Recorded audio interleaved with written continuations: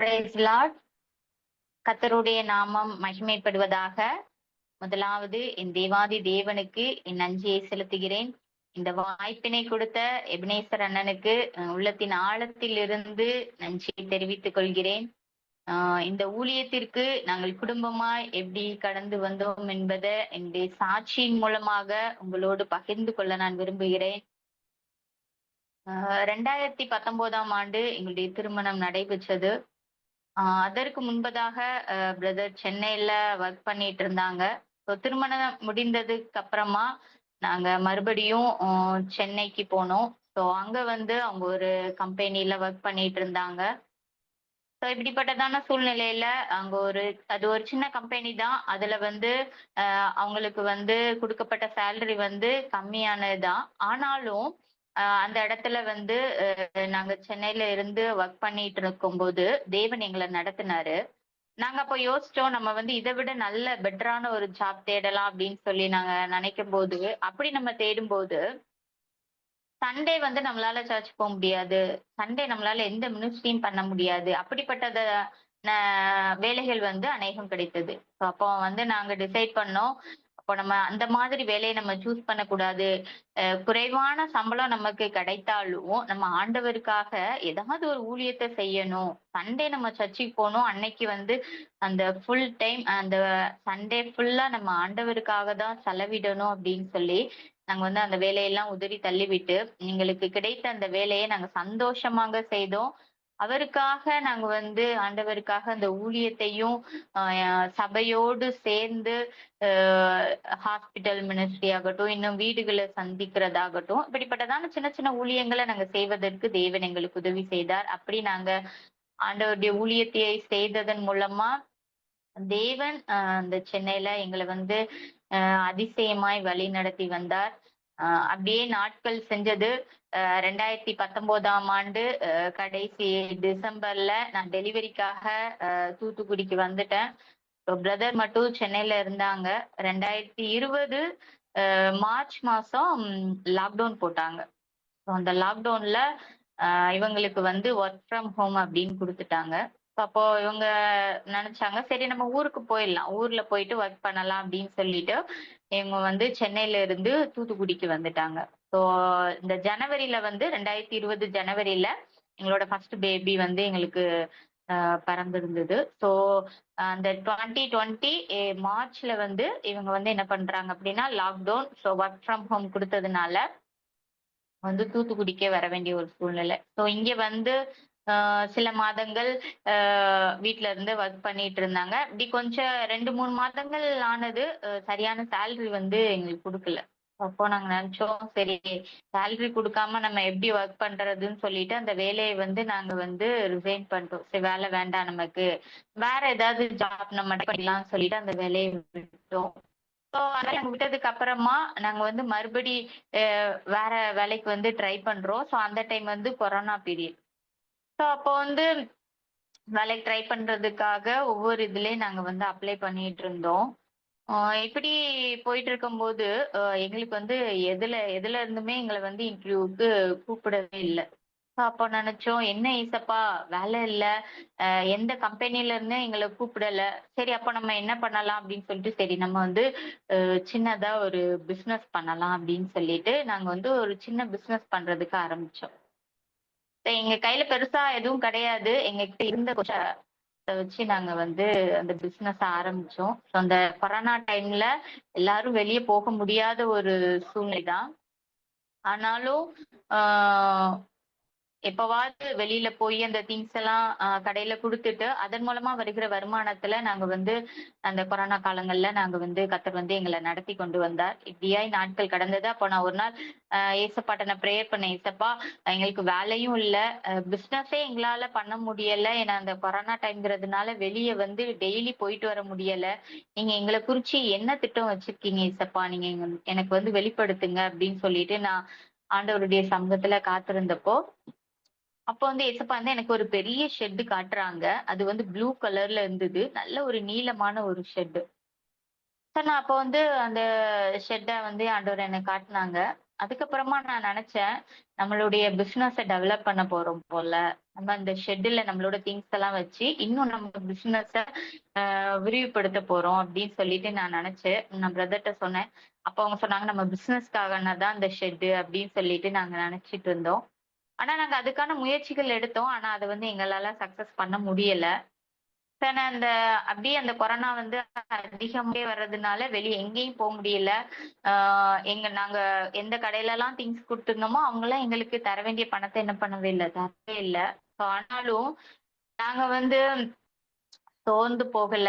ஆ சர்ச்சுக்கும் போக முடியாது. ஆனா நாங்க வீட்ல குடும்பமா எல்லாரும் உட்கார்ந்து ஆண்டவருடைய பாதத்துல நாங்க காத்திருந்து போராடி ஜெபித்தோம். ஏசப்பா, நீங்க வந்து இந்த நாட்ல இந்த கொரோனா காலத்துல நீர் தான் எங்கள திருப்தியாய் நடத்திட்டு வர்றீங்க. நாங்க அடுத்து என்ன செய்யணும்? நீங்க எங்கள குறித்து என்ன சித்தம் வச்சிருக்கீங்களோ அத எங்களுக்கு காட்டுங்க ஏசப்பான்னு சொல்லிட்டு நாங்க அந்த நாள்ல நாங்க குடும்பமா எல்லாரும் வந்து ஆண்டவரோடு அதிகமான நேரத்த நாங்க வந்து செலவிட்டோம். அப்போ இதே மாதிரி இப்படி போயிட்டு இருக்கும்போது, மறுபடியும் ஆண்டவர் எங்களோடு பேசினார். அ நீங்க வந்து வாலிபர்கள் மத்தியில ஊழியம் செய்ய போறீங்க. ஆக்கில்லா, பிரிசில்லால போல ஊழியத்துல நான் உங்கள பயன்படுத்துவேன் அப்படின்னு சொன்னாங்க. ஆனா நீங்க இப்ப கடந்து போகிற பாதை வனாந்தரம் போல இருக்கு. இந்த வனாந்தரம் தின் முடிவுல உங்களுக்கு ஒரு களிப்பு உண்டாகும் அப்படின்னு சொன்னாங்க. அப்போ வந்து மறுபடியும் ஆண்டவர் எங்களோட பேசினப்போ நாங்க வந்து ஆண்டவர விசுவாசிச்சோம். ஏன்னா, அந்த நாட்கள்ல எங்ககிட்ட எதுவுமே கிடையாது. ஏன்னா, எங்க பாப்பா வந்து அது குட்டி குழந்தை. ஸோ அதுக்கு எவ்வளவு தேவைகள் இருக்கும் அப்படின்னு நம்ம அறிந்திருக்கிறோம். ஆனா, அந்த தேவைகள் எல்லாம் வச்சும் தேவன் சந்தித்தார். நாங்க அவர மாத்திரம் தான் விசுவாசிச்சோம். அ அவர மாத்திரம் தான் நாங்க நம்புனோம். அதனால தேவன் வந்து எங்களுடைய தேவைகள் எல்லாம் வச்சும் எங்களுடைய தேவைகள் எல்லாம் வச்சையும் சந்தித்து குடுத்தாங்க. ஆண்டவர் இந்த கொடுத்த அ இந்த தரிசனத்தின்படியா, இந்த வார்த்தையின்படியா நாங்க ஆண்டவர்ட்ட மறுபடி பிரேயர் பண்ண ஆரம்பிச்சோம். "ஏசப்பா, நீங்க வந்து எங்கள வாலிபர்கள் மத்தியில பயன்படுத்த போறீங்கன்னா, நீங்க அதுக்கு எங்கள தயார்படுத்துங்க. நீங்க எங்கள உருவாக்குங்க" அப்படின்னு சொல்லிட்டு. அந்த நாட்கள்ல நாங்கள் அந்த வனாந்தரத்தின் பாதையில கடந்து போன நாட்கள்ல தேவன் வந்து எங்கள உருவாக்க ஆரம்பிச்சார். சின்ன சின்ன விஷயத்துக்கும் தேவன் வந்து எங்களை உருவாக்கினார். நாங்க வந்து ஆண்டவரை மாத்திரமே சார்ந்திருக்க அவர் வந்து எங்களுக்கு உதவி செய்தார். இப்படியாய் நாங்கள் அந்த வனாந்தரத்தின் பாதையை கடந்து முடிக்கும்போது, அ கென்னடி அண்ணன், அப்புறமா எபனேசர் அண்ணன் மூலமா இப்படி ஜெம்ஸ்ல வந்து வாலிபர்கள் மத்தியில ஊழியம் செய்வதற்கு ஒரு வாய்ப்பு இருக்கிறது. நீங்க வந்து இதுல ஜாயின் பண்றீங்களா? அப்படின்னு என்கிட்ட கேட்டாங்க. அப்போ ஆண்டவர் நம்மட்ட இந்த காரியத்த பேசியிருக்காங்க இல்லையா? சரி நம்ம வந்து இதுக்கு அப்ளை பண்ணுவோம். இதுக்கு வந்து நம்ம வந்து ஓகே சொல்வோம் அப்படின்னு சொல்லிட்டு நாங்க வந்து பிரேயர் பண்ணோம். ஆனா இதுக்கு முன்னாடி நாங்க வந்து யூத் ஃபார் கிரைஸ்ட் அந்த மாதிரி அந்த யூத் மினிஸ்ட்ரிக்குலாம் நாங்க அப்ளை பண்ணியிருந்தோம். பட் எங்கள வந்து அதுல வந்து கால்ஃபர் பண்ணல. ஸோ அன்னை சொன்னாங்க, ஓகே நம்ம ஜெம்ஸ்ல அப்போ ஜாயின் பண்ணலாம். வாலிபர்கள் மத்தியில இந்த யூத் மினிஸ்ட்ரிக்கு நம்ம ஜாயின் பண்ணலாம்னு சொல்லிட்டு, நாங்க வந்து ஆண்டவருடைய பாதத்துல நாங்க மறுபடியுமா கேட்டு, ஆண்டவர்ட்ட வந்து நாங்க ஓகே வாங்கி, ஏசப்பா எங்களுக்கு கன்ஃபார்ம் பண்ணாங்க. நாங்க வந்து இந்த ஊழியத்திற்காக நாங்க வந்து ரெஸ்யூம் எல்லாம் குடுத்து, அவங்க வந்து எங்கள சூஸ் பண்ணாங்க, செலக்ட் பண்ணாங்க. ஸோ அதுக்கப்புறமா நாங்க நெனச்சோம், அவர் குடுத்த வார்த்தையில் உண்மை உள்ளவர். நமக்கு வாக்குத்தத்தம் பண்ணியிருக்காரு. ஸோ அதின்படியாய் இந்த வாலிபர்கள் மத்தியில ஊழியத்திற்கு எங்களை வந்து இந்த ஜெம்ஸ்ல இருந்து என்ன பண்ணாங்க அப்டின்னா, செலக்ட் பண்ணாங்க. நாங்க வந்து 2023ல ஜூலைல இந்த ஜெம்ஸ்ல வந்து நாங்க ஜாயின் பண்ணோம். ஸோ அதுக்கப்புறமா ஆகஸ்ட்ல 2023 அதே ஆகஸ்ட்ல இந்த ஜென்னெக்ஸ் அப்படிங்கிற இந்த யூத்காக வாலிபர்கள் மத்தியில நடைபெறுகிற இந்த ஊழியத்துல ஃபர்ஸ்ட் பேட்ச் வந்து ஆகஸ்ட்ல வந்து நடத்துனாங்க. அப்போ வந்து இந்த பேட்ச்ல வந்து நாங்க ஃபர்ஸ்ட்டா நாங்களும் அட்டெண்ட் பண்றோம். அப்போ வந்து ஃபர்ஸ்ட் பேட்ச்ல வந்து அந்த வர்ற மாணவர்களுக்கு வந்து முதலாவது சொல்லிக் குடுத்த காரியம் வந்து என்ன அப்டின்னா, இந்த கூடாரத்த எப்படி போடணும்? நம்ம எதுக்காக உங்கள இந்த கூடாரத்துல தங்க வைக்கிறோம் அப்படிங்கிற காரியங்கள தான் முதலாவது அந்த வாலிபர்களுக்கு இந்த ட்ரெய்னிங்ல வந்து கற்றுக் குடுத்தாங்க. அந்த காரியங்கள நாங்களும் அறிந்து கொண்டோம். இந்த ஃபர்ஸ்ட் பேட்ச் ட்ரெய்னிங் முடிந்ததுக்கு அப்புறமா தான், நாங்க வீட்ல இருந்து ஆண்டவர் எங்களுக்கு கொடுத்த அந்த தரிசனத்தையும், அந்த வாக்குத்தத்தத்தையும் நாங்க வந்து நினைவு கூர்ந்து பார்த்தோம். ஆண்டவர் வந்து அந்த நாள்ல முதலாவது நான் ஆண்டவருடைய பாதத்துல காத்திருக்கும்போது, கர்த்தர் எனக்கு கொடுத்த அந்த தரிசனம், ஒரு பெரிய ஷெட்டு அது ப்ளூ கலர்ல இருந்தது. நான் இதுக்கு முன்னாடி ஜெம்ஸ் கேம்பஸ்க்கு வந்து நான் ஒரு 2 டைம் போயிருக்கிறேன். நான் ஜெம்ஸ்ல ஜாயின் பண்றதுக்கு முன்னாடி நான் போயிருக்கிறேன். பட் அத குறித்து நான் வந்து ம் சிந்திக்கல. அத குறித்து நான் யோசித்து பார்க்கல. அந்த ஃபர்ஸ்ட் பேட்ச் 2023 எ ஆகஸ்ட்ல அந்த ஃபர்ஸ்ட் பேட்ச் முடிச்சதுக்கு அப்புறமா தான், கர்த்தர் என்னோட பேசின அந்த காரியத்த நான் சிந்தித்து பார்க்கும்போது, அதே ஷெட் நம்ம ஜெம்ஸ் கேம்பஸ்ல சாயம்புரத்துல அ இந்த ப்ளூ கலர்ல அந்த பெரிய ஷெட் நம்ம கேம்பஸ்ல இருக்குது.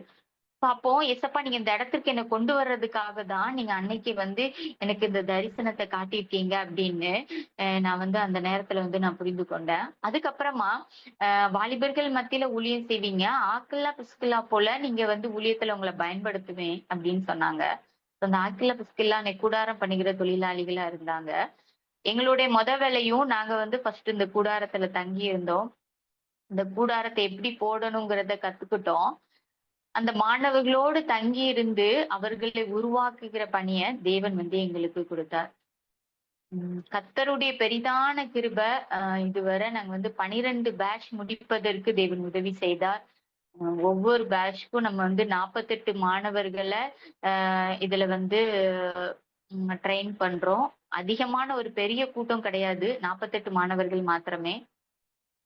ஸோ 12 பேட்ச் முடிப்பதற்கு தேவன் உதவி செய்தார். இது வந்து அவருடைய கிருபை.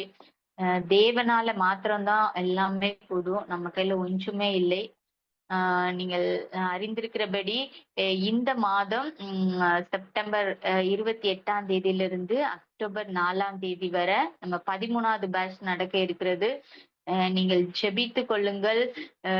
உங்களுடைய குடும்பங்களிலும், உங்களுடைய சபைகளிலும், உங்கள் உற்றார் உறவினர்கள் வீட்டிலும் வாலிபர்கள் இருப்பார்களானால், நீங்க உற்சாகப்படுத்தி வாலிபர்களே இந்த ட்ரெய்னிங்க்கு நீங்க அனுப்பி வைங்க. உண்மையாகவே இந்த வாலிபர்கள் இங்கிருந்து இந்த ட்ரெய்னிங் முடிச்சு திரும்பி போம்போது, அவங்க வந்து ஆண்டவருக்காக வைராக்கியமாய் அவங்க வந்து நம்ம ஊழியம் செய்யணும் அப்படிங்கிற ஒரு நோக்கத்தோடு இந்த இடத்துல இருந்து அவங்க வந்து கடந்து செல்கிறாங்க.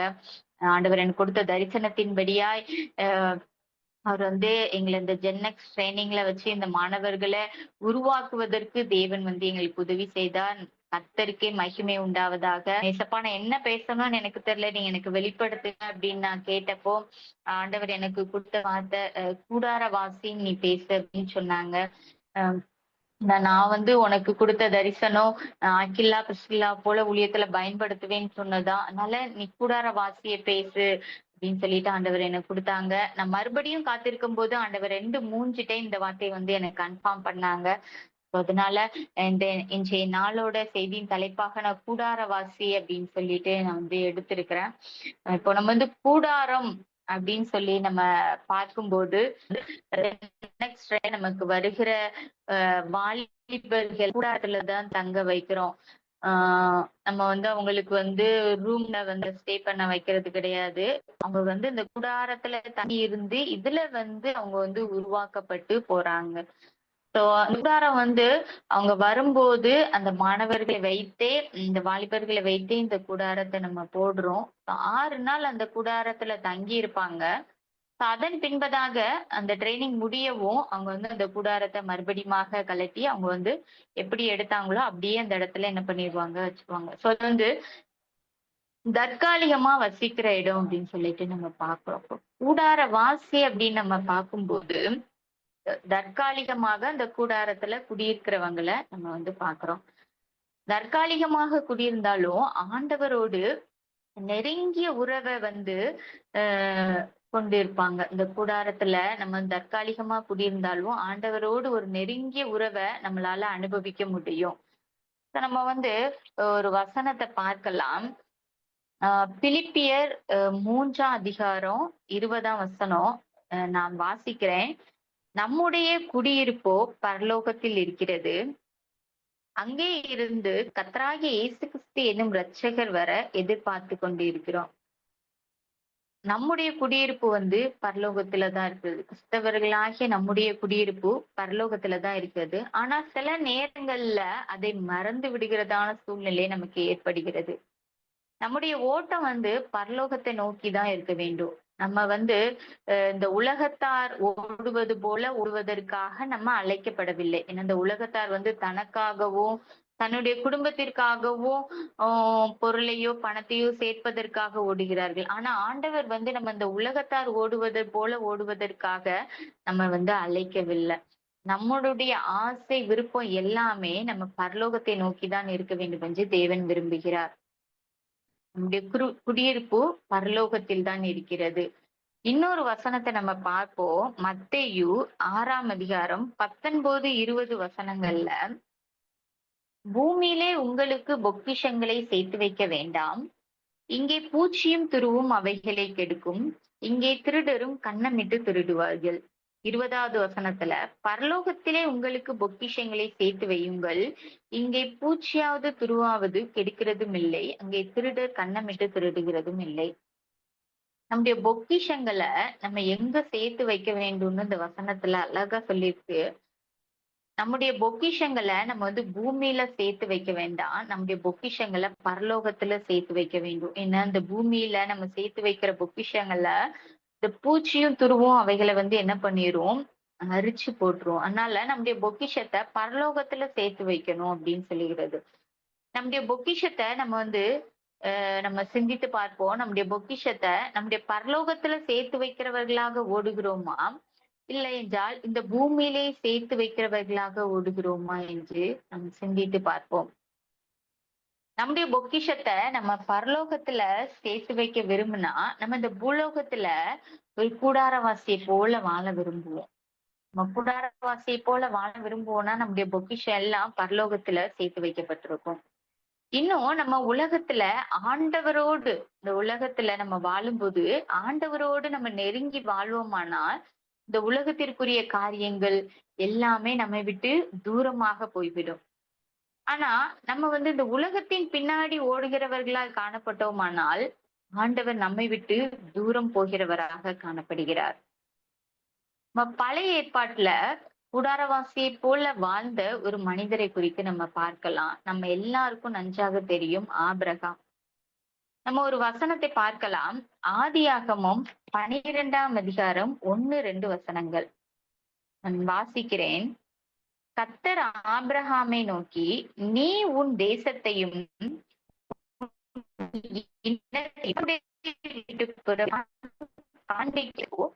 நான் உன்னை பெரிய ஜாதியாக்கி உன்னை ஆசீர்வதித்து உன் பேரை பெருமைப்படுத்துவேன், நீ ஆசீர்வாதமாய் இருப்பாய் என்று. கர்த்தர் ஆபிரகாமுக்கு வாக்கு பண்றார், நான் உன்னை ஆசீர்வதித்து உன் பேரை பெருமைப்படுத்துவேன் என்று சொல்லி. இப்போ கர்த்தர் ஆபிரகாம அழைக்கிறாரு. ஆனா ஆபிரகாம் சற்று யோசிக்காம ஆண்டவருடைய வார்த்தைக்கு கீழ்ப்படிந்து அந்த இடத்துல இருந்து கடந்து போகிறான்.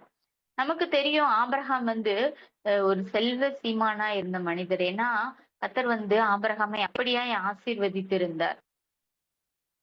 அந்த செல்வ சீமானாய் இருந்தாலும் ஆபிரகாம் எப்படிப்பட்ட வாழ்க்கை வாழ வேண்டும் என்று விரும்பி இருந்தார்னா ஒரு பரதேசியை போல அவர் சஞ்சரித்தார். எபிரேயர் 11ஆம் அதிகாரம் 9வது வசனத்துல சொல்லப்பட்டிருக்கிறது, விசுவாசத்தினாலே அவன் வாக்குத்தத்தம் பண்ணப்பட்ட தேசத்திலே பரதேசியை போல சஞ்சரித்து அந்த வாக்குத்தத்தத்திற்கு உடன் சுதந்திரராகிய ஈசாக்கோடும் யாக்கோபோடும் கூடாரங்களில் குடியிருந்தார். இப்போ இந்த ஆபிரகாம் வாக்குத்தத்தம் பண்ணப்பட்ட தேசத்துல பரதேசியை போல சஞ்சரித்தார் அப்படின்னு சொல்லிட்டு நம்ம இந்த வசனத்துல பாக்குறோம். அது மாத்திரமல்ல, அவர் வாக்குத்தத்தம் பண்ணப்பட்ட தேசத்துல தனக்கு வீடையோ மாளிகையோ அவர் கட்டல. அவர் நினைச்சிருந்தார் அப்படின்னா திரும்பி போயிருக்கலாம். அந்த வீடு, பெரிய பெரிய வீடு கட்டி அந்த இடத்துல அவர் குடியிருக்கிறதற்கு போயிருந்திருக்கலாம். ஆனா அவர் போகல. ஏன்னா அவர் ஆண்டவரோடு நெருங்கிய ஒரு உறவை என்ன பண்ணியிருந்தாரு, கொண்டிருந்ததுனால அவர் மேன்மையான பரம தேசத்தை தான் என்ன பண்ணாரு, விரும்பினாரு. இன்னும் அவர் கூடாரத்துல வாசம் பண்ணுகிறதையும் நம்ம பார்க்கலாம். ஆதியாகமம் 18, 1, 2 வசனங்கள்ல, பின்பு கர்த்தர் மம்ரேயின் சமபூமியிலே அவனுக்கு தரிசனமானார். அவன் பகலின் உஷ்ண வேளையில் கூடார வாசலிலே உட்கார்ந்திருந்து தன் கண்களை ஏறெடுத்து பார்க்கும்போது, இதோ 3 புருஷர் அவனுக்கு எதிரே நின்றார்கள். அவர்களை கண்டவுடனே அவன் கூடார வாசலிருந்து அவர்களுக்கு கொண்டு போய் தரையில் மட்டும் கொடு. அவன் வந்து கூடார வாசல்ல இருந்துதான் எதிர்கொண்டு ஓடி வருகிறத நம்ம பார்க்கிறோம். அப்போ ஆபிரகாம் ஆண்டவரோடு நெருங்கிய உறவை கொண்டிருந்ததுனால அவர் வந்து பரதேசியை போல சஞ்சரித்து ஒரு கூடார வாசியை போல வாழ்வதற்கான வாழ்வை வந்து அவர் வந்து என்ன பண்ணாரு, தெரிந்து கொண்டார் அப்படின்னு பாக்குறோம். அதனால தேவன் வந்து இந்த ஆபிரகாமுக்கு பரலோகத்துல ஒரு நகரத்தை என்ன பண்றாரு, ஆயத்தம் பண்றாரு. நம்முடைய பொக்கிஷத்தை வந்து இந்த பரலோகத்துல சேர்த்து வைக்க விரும்பினா நம்ம வந்து ஆண்டவரோடு நெருங்கிய உறவை கொண்டிருப்பவர்களாக நம்ம வந்து காணப்படுவோம். இன்னும் வேதத்துல அழைக்கப்பட்ட இன்னொரு குடும்பத்தை நம்ம பார்க்கலாம். அப்போஸ்தலர் 18ஆம் அதிகாரம் 2-3 வசனங்கள். ஆக்கில்லா பிரிஸ்கில்லாவை குறித்து அந்த இடத்துல சொல்லப்பட்டிருக்கிறது. யூதர் எல்லாரும் ரோமாபுரியை விட்டு போகும்படி கிலவுதிராயின் கட்டளையிட்டபடியே இத்தாலியாவிலிருந்து புதிதாய் வந்திருந்த பொந்து தேசத்தானாகிய ஆக்கில்லா என்னும் நாமமுள்ள ஒரு யூதனையும் அவன் மனைவியாகிய பிரிஸ்கில்லாலையும் அங்கே கண்டு அவர்களிடத்திற்கு போனான். அவர்கள் கூடாரம் பண்ணுகிற தொழிலாளிகளா இருந்தார்கள். இப்போ ஆண்டவர் அழைத்து அவருடைய ஊழியத்திற்காக கடந்து வந்த ஒரு தம்பதியர் தான் ஆக்கில்லா பிரிஸ்கில்லா. இவங்க வந்து ஒரு விசுவாசம் உள்ள தம்பதியா இருந்தாங்க அப்படின்னு சொல்லிட்டு நம்ம பாக்குறோம். ஏன்னா இப்போ வந்து கிலவுதி ராயன் என்ன பண்றாங்க அப்படின்னா, யூதர் எல்லாரும் ரோமாபுரியை விட்டு போகணும்னு சொல்லிட்டு ஒரு கட்டளை கொடுக்குறாங்க. அப்போ இவங்க வந்து அந்த இடத்தை விட்டு கடந்து போக வேண்டிய சூழ்நிலை. நம்ம திடீர்னு ஒரு இடத்துக்கு கடந்து போனா நம்ம யோசிப்போம், அந்த இடம் நமக்கு செட் ஆகுமா, அங்க நம்ம எப்படி நம்ம வேலையை செய்ய முடியும், நம்முடைய தேவைகள்லாம் சந்திக்கப்படுமா அப்படின்னு நம்ம வந்து சிந்திப்போம்.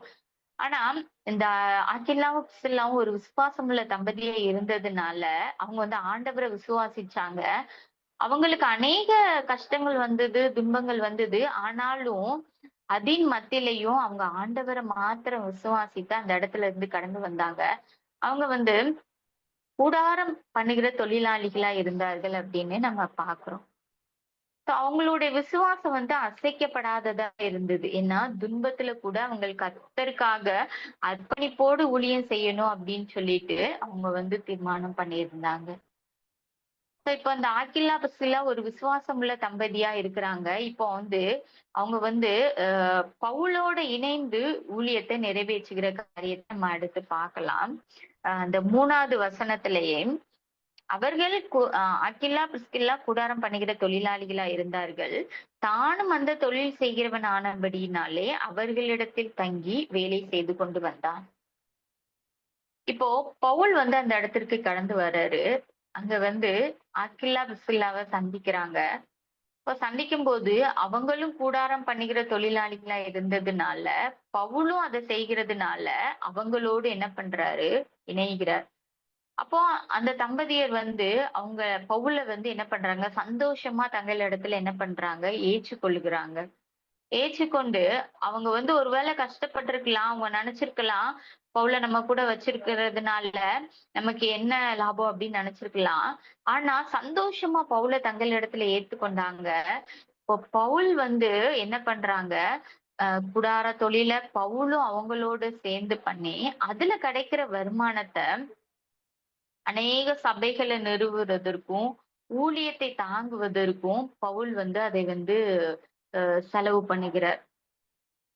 நமக்கு தெரியும் பவுல் வந்து ஒரு வசதியான குடும்பத்தை சார்ந்த மனிதர் தான். ஆனாலும் ஆண்டவருடைய அழைப்பை கேட்டவுடன் அவருடைய அழைப்புக்கு கீழ்ப்படிந்து அவர் வந்து ஆண்டவருக்காக நான் ஊழியம் செய்யணும்னு சொல்லிட்டு பல்வேறு இடங்களுக்கு அவர் வந்து சுற்றி திரிகிறத நம்ம பாக்குறோம். அவர் வந்து பல்வேறு இடங்கள்ல சுற்றி திரிந்து அங்க இருக்கிற அங்க வந்து சபைகள் இல்லைன்னா அந்த இடத்துல சபைகளை நிறுவுறதாகட்டும், இன்னும் அந்த அதுக்கு பொறுப்பா ஒருத்தங்களை நியமிச்சு அதன் பின்பதாக அவர் என்ன பண்றாரு, அங்க இருந்து கடந்து போகிறத நம்ம பாக்குறோம். அப்போ அவர் வந்து ஒரு இடத்துக்கு போறாருன்னா அந்த இடத்துல இருக்கிறவங்களை உருவாக்குறாரு. அதே போலதான் இந்த ஆக்கில்லா பிஸ்கில்லாவ பவுல் என்ன பண்றாருன்னா உருவாக்குகிறாரு. ஆஹ் இப்போ வந்து அவர் வந்து பவுல் வந்து எங்கெல்லாம் ஊழியத்திற்கு கடந்து போகிறாரோ அந்த இடத்திற்கு எல்லாம் இந்த ஆக்கில்லாவையும் பிஸ்கில்லாவையும் என்ன பண்றாங்கன்னா தன்னுடைய ஊழியத்து பாதையில அவங்களையும் என்ன பண்றாரு அழைத்து கொண்டு போகிறத நம்ம பாக்குறோம். அப்போ இப்போ வந்து நம்ம ஒரு வசனத்தை கூட பார்க்கலாம். ஆஹ் ரோமர் 16ஆம் அதிகாரம் 3:4 நம்ம பார்த்தோமானால், ரோமர் 16:3-4 கிறிஸ்து இயேசுவுக்குள் என் உடன் வேலையாட்களாகிய பிரிசில்லாளையும் ஆக்கில்லாவையும் வாழ்த்துங்கள். அவர்கள் என் பிராணனுக்காக தங்கள் கழுத்தை கொடுத்தவர்கள். அவர்களை பற்றி நான் மாத்திரமல்ல, புறஜாதியாரில் உண்டான சபையார் எல்லாரும் நஞ்செறிதல் உள்ளவர்களாய் இருக்கிறார்கள். அப்போ எப்படியாய் பவுல் வந்து ஆக்கில்லாவை பிஸ்கில்லாவையும் உருவாக்கி இருக்கிறார் என்று நாம் பார்க்கிறோம். ஏன்னா பவுலோடு ஊழியம் செய்கிறது ஒரு கடினமான காரியம்தான். ஆனாலும் பவுல் வந்து இந்த இடத்துல ஆக்கில்லாவை பிஸ்கில்லாலையும் அவர் ஊழியம் செய்கிற இடத்திற்கெல்லாம் அவர்களை அழைத்து கொண்டு அவர்களை ஊழியத்துல வந்து உருவாக்குகிறார். பவுல் சொல்றாரு, 18 மாதம்தான் பவுல் வந்து அவங்களோட தங்கி இருந்தாங்க அப்படின்னு நம்ம பாக்குறோம். அந்த 18 மாதத்துல என் ஜீவனுக்காக தங்களுடைய கழுத்தையும் கொடுக்க துணிந்தவர்கள் அப்படின்னு இந்த ஆக்கில்லாவ பிஸ்கில்லாவ பவுல் வந்து குறிப்பிடுகிறார். அப்ப எப்படியா அவர் வந்து அந்த ஊழியத்துல அவங்கள வந்து உருவாக்கி இருக்கிறார் அப்படிங்கிறத நம்ம பார்க்க முடிகிறது. இன்னும் புறஜாதியாரு இவர்களுக்கு நன்றறிதல் உள்ளவர்களா இருக்கிறார்கள் அப்படின்னு சொல்லிட்டு பவுல் வந்து சொல்றாரு. அப்போ பவுல் வந்து இந்த ஊழியத்தின் பாதையில அவர் வந்து எப்படியாய் அக்கில்லாவையும் பிஸ்கில்லாலையும் உருவாக்கி விட்டார் அப்படிங்கிறத வந்து நம்ம பார்க்க முடிகிறது. வந்து அக்கில்லாவும் பிஸ்கில்லாவும் அவங்க வந்து குடும்பமா இணைந்துதான் அந்த ஊழியத்தை செய்தாங்க. அவங்க வந்து ஒரு சாதாரண விசுவாசிகளா இருந்தவங்கள பவுல் வந்து ஒரு சீஷனா என்ன பண்றாரு உருவாக்கிட்டாரு. அது வந்து ஒரு பெரிய விஷயம். அவருடைய சீடனா நம்ம மாறி அவருக்காக ஊழியம் செய்கிறது என்பது ஒரு பெரிய விஷயம். அப்படி அக்கில்லாவையும் பிஸ்கில்லாவையும் பவுல் வந்து அந்த நாட்கள்ல உருவாக்கி இருக்கிறார். பவுல் வந்து அவங்களோட தங்கி அந்த கூடார தொழில செய்யும் போது பவுல் வந்து நல்லா அவங்களுக்கு கத்து கொடுத்திருந்தாரு. இந்த கூடாரம் மாத்திரம் நமக்கு தற்காலிகமானதல்ல, இந்த வாழ்க்கையே தற்காலிகமானதுதான் அப்படின்னு சொல்லிட்டு அவங்களுக்கு உணர்த்தி நடத்தி இருந்தார். அப்போ பவுல் வந்து எப்படியா அவர்களை உருவாக்கி நடத்தி இருக்கிறார் அப்படிங்கிறத நம்ம இதுல பார்க்க முடியுது. அவங்க வந்து ஒரு விசுவாசம் உள்ள தம்பதியா இருந்தாங்க. பவுல தங்களிடத்துல ஏற்றுக்கொண்டாங்க. பவுல் அவங்களோடு இணைந்து அந்த கூடார தொழில செய்தாங்க. அது மாத்திரமல்ல, பவுல் வந்து எங்கெல்லாம் போறாரோ அந்த இடத்திற்கெல்லாம் இவங்களையும் ஊழியத்துல கொண்டு போய் பயன்படுத்தினாங்க. அது மாத்திரமல்ல, ஊழியத்துல எப்படி ஆண்டவருக்காக நிலைத்திருக்கணும், எந்த சூழல் என்ன பிரச்சனைகள் போராட்டங்கள் வந்தாலும் அதன் மத்தியில நம்ம வந்து ஆண்டவருக்காக எப்படி வைராக்கியமா நின்று ஊழியம் செய்யணும் அப்படிங்கிற காரியத்தையும் ஆக்கில்லாவுக்கும் பிஸ்கில்லாவுக்கும் பவுல் வந்து என்ன பண்ணியிருந்தாரு கற்றுக் கொடுத்திருந்தார். இந்த உலக வாழ்க்கை நிரந்தரமானது கிடையாது. இந்த கூடாரம் மாத்திரம்தான் தற்காலிகமானது நம்ம நினைச்சுக்கலாம். ஆனா அந்த உலக வாழ்க்கையே நிரந்தரமானது கிடையாது. நம்ம இந்த வாழ்கிற கொஞ்ச நாட்கள்ல நம்ம எப்படி ஆண்டவருக்காக வைராக்கியமா எழும்ப வேண்டுங்கிற காரியத்தை ஆக்கில்லாவும் பிஸ்கில்லாவும் நல்லா அறிந்திருந்தாங்க. இப்போ ஆக்கில்லாவும் பிஸ்கில்லாவும் உருவாக்கப்பட்டுட்டாங்க. இப்ப அவங்க வந்து மற்றவர்களை உருவாக்குற ஒரு பணியில அவங்க வந்து ஈடுபடுறாங்க. நம்ம ஒரு வசனத்தை பார்க்கலாம். அப்போஸ்தலர் 18வது அதிகாரத்துல 24 26 வரை அப்பல்லோவை குறித்து இந்த இடத்துல சொல்லப்பட்டிருக்கு. அவங்க வந்து எப்படி அப்பல்லோவை உருவாக்குனாங்க அப்படிங்கிறத நம்ம பார்க்கலாம். அப்பொழுது அலெக்சாந்திரியா பட்டணத்தில் பிறந்தவனும் சாதுரியவானும் வேதாகமங்களில் வல்லவனுமான அப்பல்லோ என்னும் பெயர் கொண்ட ஒரு யூதன் எபேசு பட்டணத்துக்கு வந்தான். அவன் கர்த்தருடைய மார்க்கத்திலே உபதேசிக்கப்பட்டு யோவான் கொடுத்த ஸ்நானத்தை மாத்திரம் அறிந்தவனாயிருந்து ஆவில் அலனுள்ளவனாய் கர்த்தருக்கு அடுத்தவைகளை திட்டமாய் போதகம் பண்ணி கொண்டு வந்தான். அந்த அப்பல்லோவை பத்தி இதுல சொல்லப்பட்டிருக்கு.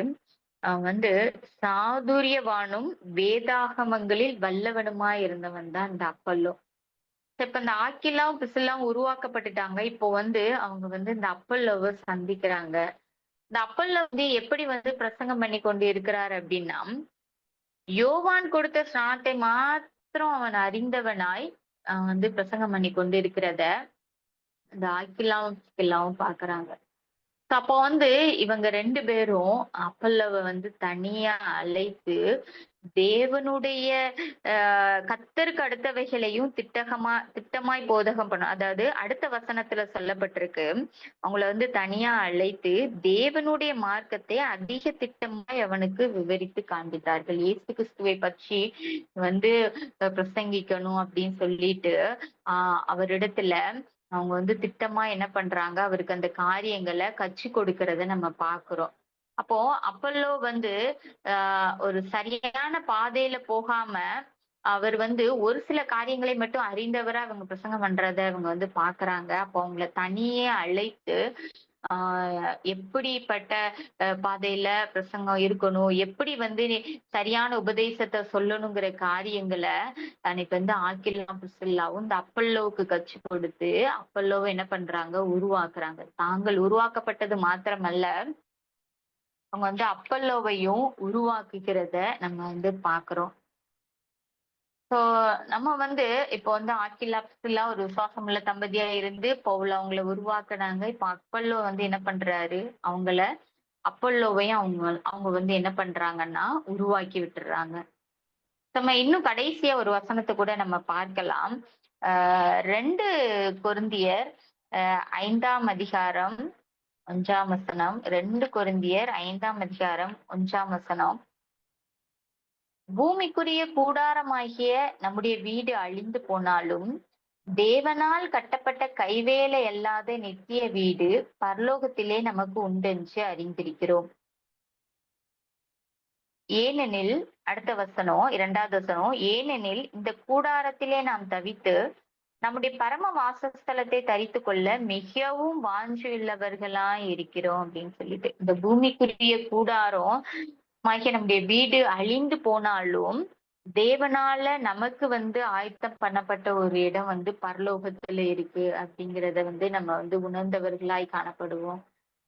இந்த உலக வாழ்க்கை வந்து பவுல் வந்து சொன்னது போல இந்த உலக வாழ்க்கை வந்து ஒரு தற்காலிகமானதுதான். இந்த வாழ்க்கை வந்து நிரந்தரமானது அல்ல நமக்கு அப்படின்னு கற்றுக் கொடுத்தது போல, இந்த நாள்ல நம்மளுடைய பொக்கிஷத்தையும் நம்ம வந்து பரலோகத்துல சேர்த்து வைக்கிறவர்களாக ஓடுவோம். நம்ம இருக்கிற இந்த கொஞ்ச நாட்கள்ல மற்றவர்களை உருவாக்குகிறவர்களாக நம்ம காணப்படுவோம்.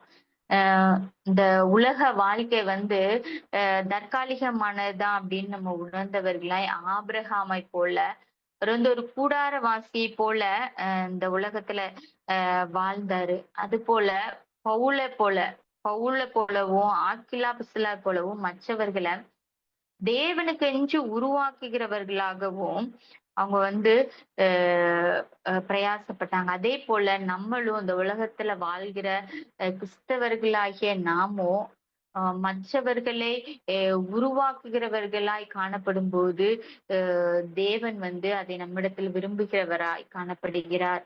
உம் நான் ஒரு சாட்சியை மாத்திரம் நான் உங்களோட பகிர்ந்து கொள்கிறேன். இந்த ஜென்னெக்ஸ்ல இதுவரை நம்ம 12 பேட்ச் முடிச்சிருக்கோம். கர்த்தருடைய பெரிதான கிருபை. இதுல இந்த 12வது பேட்ச்ல ஒரு தம்பி வந்திருந்தாங்க. அவங்க பேர் வந்து அஜீஷ். அவங்க வந்து மிலிட்டரியில வந்து வேலை பார்த்துட்டு இருக்காங்க. ஸோ அவங்களுக்கு லீவ் டைம்ல ஊருக்கு வந்திருக்கும் போது இந்த ட்ரைனிங் குறித்து கேள்விப்பட்டு அவங்க வந்து இந்த ட்ரைனிங்க்கு வந்தாங்க. ஆனா அவங்க வந்து விருப்பப்பட்டு வரல. ஏன்னா அவங்க வந்து நினைச்சாங்க நான் வந்து ஒரு பாவியான மனுஷன் அப்படின்னு சொல்லிட்டு அவங்க வந்து சரி கம்பல் பண்றாங்க நம்ம இதுக்கு போய் பார்ப்போம் அப்படிங்கிற ஒரு நோக்கத்துலதான் வந்தாங்க. இங்க வந்ததுக்கு அப்புறமா அவங்க வந்து ஃபர்ஸ்ட் நாள்ல இருந்து ஒவ்வொரு காரியங்களையும் அவங்க கற்றுக்கொண்டு வந்தாங்க. ஸோ அப்படி இருக்கும்போது ஏசப்பா நீங்க வந்து என்ன கொண்டு வந்திருக்கீங்க. நான் வந்து செய்யாத தப்பே இல்லை. நான் ஒரு பாவியான மனுஷன். நீங்க என்ன இந்த ட்ரைனிங் கொண்டு வந்திருக்கீங்கன்னா நீங்க என்ன கொண்டு என்ன காரியம் செய்ய சித்தமா இருக்கிறீங்களோ அது அந்த ட்ரைனிங்ல நீங்க எனக்கு வெளிப்படுத்துங்க ஏசப்பா.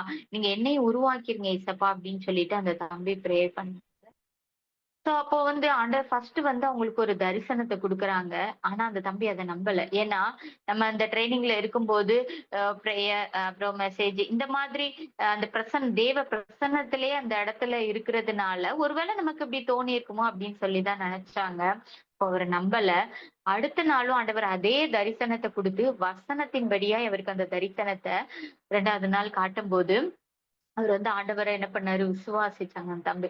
விசுவாசிச்சு, "ஏசப்பா, நீங்க இன்னும் என் கூட பேசுங்க" அப்படின்னு ஒவ்வொரு நாளும் ஆண்டவர் இடத்துல கேட்டாங்க. அப்போ வந்து டெய்லி ஈவினிங் வந்து நமக்கு சேலஞ்சிங் செக்ஷன் இருக்கும். அந்த செக்ஷன்ல பிள்ளைங்க வந்து தங்கள ஆண்டவரிடத்துல ஒப்பு கொடுப்பாங்க. ஒப்பு கொடுத்து ஆண்டவரிடத்துல அழுது ஜெபிக்கிற காரியங்கள நம்ம பார்க்குறோம்.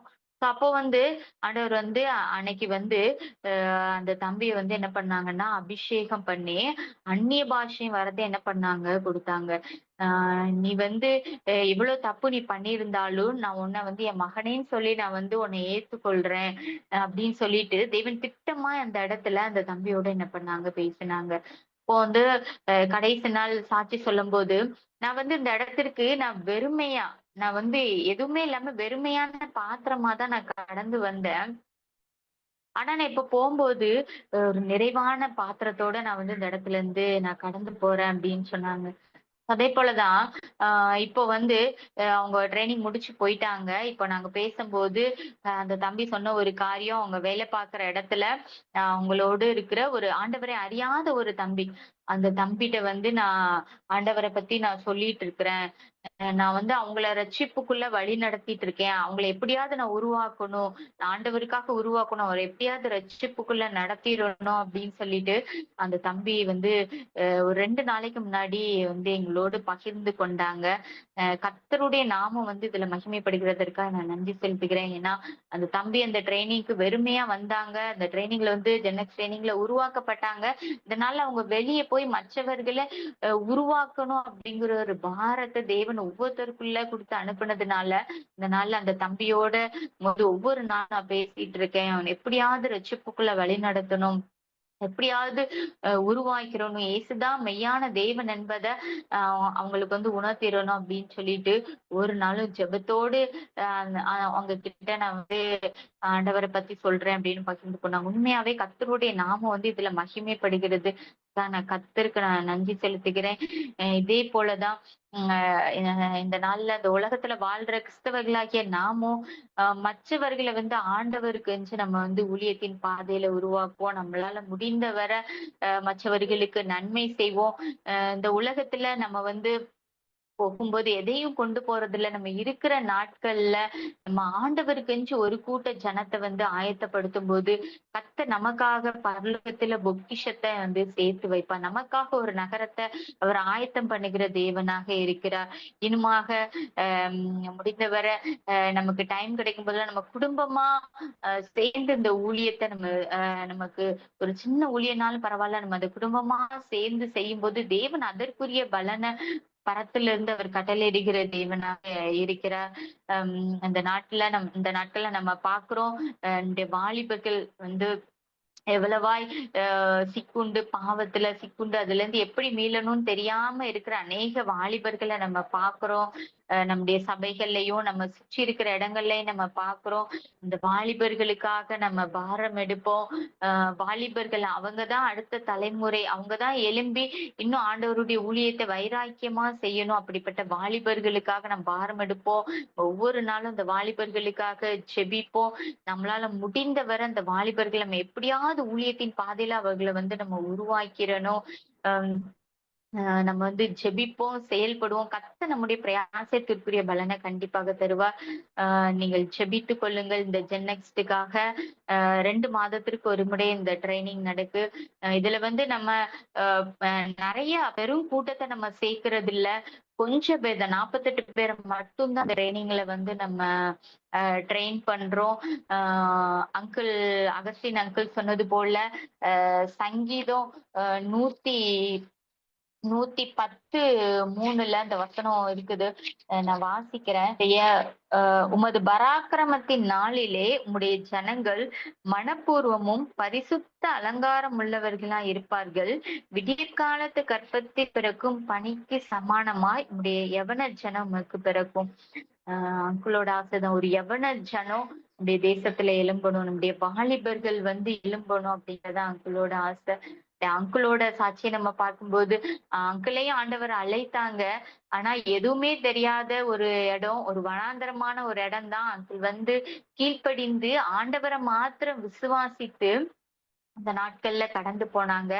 இன்னைக்கு அகஸ்டின் அங்கிள் எத்தனையோ பேர், ஆயிரம் ஆயிரம் பேர அங்கிள் வந்து உருவாக்கி இருக்காங்க. இதே போல நாமும் நம்மளால முடிந்தவரை மற்றவர்களை உருவாக்குவோம். நம்ம மற்றவர்களுக்காக, இந்த வாலிபர்களுக்காக நம்ம ஜெபிப்போம், செயல்படுவோம். கர்த்தர் நம்முடைய பிரயாசத்திற்குரிய பலனை நமக்கு வந்து கட்டளையிடுவார். கூடார வாசிகளாகும் நமக்கிங்கு வீடென்றும் நாடென்றும் சொல்லலாமோ? கைவேலை அல்லாத வீடொன்று மேலேதான் செய்வேன் என சொல்லி போகலையோ? ஆனந்தமே பரமானந்தமே இயேசு அண்ணலை அண்டின கானந்தமே இயேசு அண்ணலை அண்டின கானந்தமே